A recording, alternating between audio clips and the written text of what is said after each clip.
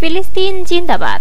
জানিয়ে দিব আন্তর্জাতিক খবর। রয়েছে ইসরায়েলের গভীরে হুতির হামলা। আরও থাকছে ইসরায়েলকে সংকটে ফেলতে পারে নেতানিয়াহু, প্রাক্তন গোয়েন্দা প্রধান। বিস্তারিত জানিয়ে দিচ্ছি। তার আগে সুপ্রিয় বন্ধুরা, আপনারা আমাদের আইটিটিভি নিউজ ভিডিও ইউটিউব চ্যানেলটি সাবস্ক্রাইব করবেন এবং বেল বাটনে ক্লিক করে রাখবেন। শুরুতেই ইসরায়েলের গভীরে হুতির হামলা। আবারও ইয়েমেনের হুতি বিদ্রোহীরা ইসরায়েলের গভীর অঞ্চলে ক্ষেপণাস্ত্র হামলা চালানোর দাবি করেছে। এছাড়াও আরব সাগরে মার্কিন যুদ্ধ জাহাজে হামলা চালানোর দাবি করেছে হুতি। ইয়েমেনের সামরিক বাহিনীর মুখপাত্র ব্রিগেডিয়ার জেনারেল ইয়াহিয়া সারি সোমবার সকালে বলেছেন, ইয়েমেনি বাহিনী ইসরায়েলের দক্ষিণ দিকে কেলন শহরের একটি কৌশলগত অবস্থানের বিরুদ্ধে প্রতিশোধকমূলক হামলা চালিয়েছে। আর এই হামলা নিজেদের তৈরি ইয়াফা যুদ্ধ ড্রোন ব্যবহার করেছে হুতি যোদ্ধারা। তারা স্থানীয়ভাবে তৈরি সামাদ এক অজয় এক মনুষ্যবিহীন বিমানবাহী যান দিয়ে বন্দর শহর এলাতে একটি ইসরায়েলি সাময়িক লক্ষ্যবস্তুতেও আঘাত করেছে। সারি উল্লেখ করেছে, প্রতিরোধমূলক অভিযানসমূহ অবরুদ্ধ গাজা উপত্যকায় ফিলিস্তিনিদের সাথে সংহতি প্রকাশ করে চালানো হচ্ছে।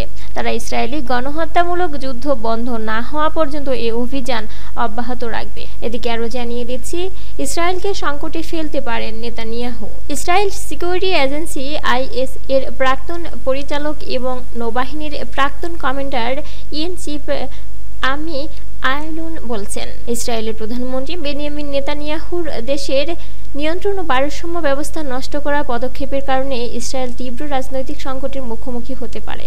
ব্রিটিশ ফিনান্সিয়াল টাইমসকে তিনি বলেছে, 4 বছর পর ইসরায়েল কেমন হবে তা আমি বর্ণনা করতে পারবো না। পুরো ইসরায়েলি সমাজের মধ্যে একটি পরিচয় সংকট রয়েছে। আর এই কারণেই যদি আপনি আমাকে জিজ্ঞেস করেন, আমরা এখন যা কিছুর সম্মুখীন হচ্ছি তা হলো একটি অস্তিত্বগত সংকট। তার মতে নেতানিয়াহুর সবচেয়ে বিপজ্জনক পদক্ষেপের মধ্যে রয়েছে ইসরায়েলি বিচার ব্যবস্থার সংস্কারের পদক্ষেপ, যা বিচারক নিয়োগ সংশ্লিষ্ট বিষয়ে সরকারকে আরও নিয়ন্ত্রণ দেবে। সেই সঙ্গে আইএস এর পরিচালক রনেন বারকে দ্রুত বরখাস্ত করা এবং নেতানিয়াহু ও তার ঘনিষ্ঠদের বিরুদ্ধে দুর্নীতি বিরোধী তদন্তের মধ্যে অ্যাটর্নি জেনারেল গালি বাহারব মিয়ারাকে প্রতিস্থাপনের জন্য একটি প্রক্রিয়া চালু করার কথা উল্লেখ করেন আইলন। আইএস এর প্রাক্তন পরিচালক বিশ্বাস করেন, নেতানিয়াহু তার ক্ষমতা দীর্ঘায়িত করার জন্য গাজা যুদ্ধকে কাজে লাগানোর লক্ষ্যে কাজ করছেন, কারণ তিনি বুঝতে পারেন শান্তি প্রতিষ্ঠিত হলে তার ডানপন্থী জোট সরকার ভেঙে পড়বে। ইসরায়েল গাজায় সমস্ত লক্ষ্য আগেই অর্জন করেছে উল্লেখ করে তিনি বলেন, 7 অক্টোবরের পর আমাদের কাছে হামাসের সঙ্গে যুদ্ধ ছাড়া আর কোনো বিকল্প ছিল না, কিন্তু 5 বা 6 মাস পর এটা স্পষ্ট হয় যে আমরা সমস্ত সাময়িক লক্ষ্য অর্জন করেছি। আজ আমরা যা দেখছি তা সম্পূর্ণরূপে একটি রাজনৈতিক যুদ্ধ, কারণ এই যুদ্ধ শেষ হওয়ার মুহূর্তেই নেতানিয়াহুর জোট আর থাকবে না। 18 মার্চ ইসরায়েলি বাহিনী গাজায় পুনরায় আগ্রাসন শুরু করে প্রচণ্ড হামলা চালায়। দখলদার বাহিনীর এর মধ্যে জানুয়ারিতে সম্পাদিত যুদ্ধবিরতি চুক্তি লঙ্ঘন করে। জানিয়ে দিচ্ছি এদিকে আরও ইরানে হামলার ঘূর্ণিপাকে ইসরায়েল। আলোচনার আড়ালে ইরানের উপর সাময়িক হামলার পরিকল্পনা ও প্রস্তুতি চলছে। এবার আর কেবল হুমকিতে সীমাবদ্ধ নয়, বিশ্ব শক্তির ছায়াতলে ইসরায়েল সত্যি মাঠে নামতে চায়।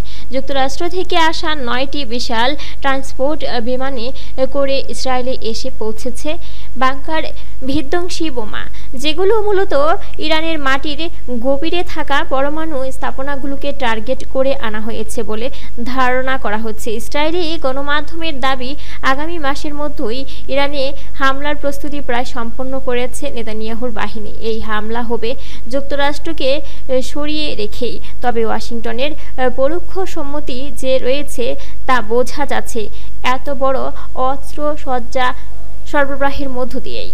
সম্প্রতি নেভাদিম বিমান ঘাঁটিতে অবতরণ আধুনিক ও শক্তিশালী অস্ত্রে বোঝাই মার্কিন বিমানগুলো। ট্রাম্প প্রশাসনের আমলে এ সকল অস্ত্র সরবরাহের উদ্যোগ নেওয়া হয়েছিল বলে জানিয়েছে আন্তর্জাতিক সংবাদ মাধ্যমগুলো। ইসরায়েলি বাহিনী ইতিমধ্যে হামলার প্রস্তুতিমূলক মহড়াও শেষ করেছে। সুপ্রিয় বন্ধুরা, এই ছিল আমাদের আইটিটিভি নিউজ পিডির সর্বশেষ গুরুত্বপূর্ণ আন্তর্জাতিক খবর। পরবর্তীতে আইটিটিভি নিউজ পিডির আন্তর্জাতিক খবর পেতে চ্যানেলটি সাবস্ক্রাইব করবেন এবং বেল বাটনে ক্লিক করে রাখবেন। বেল বাটনে ক্লিক করার ফলে আপনার স্মার্টফোন ও কম্পিউটারে সক্রিয়ভাবে সকল ভিডিও নোটিফিকেশন পৌঁছে যাবে।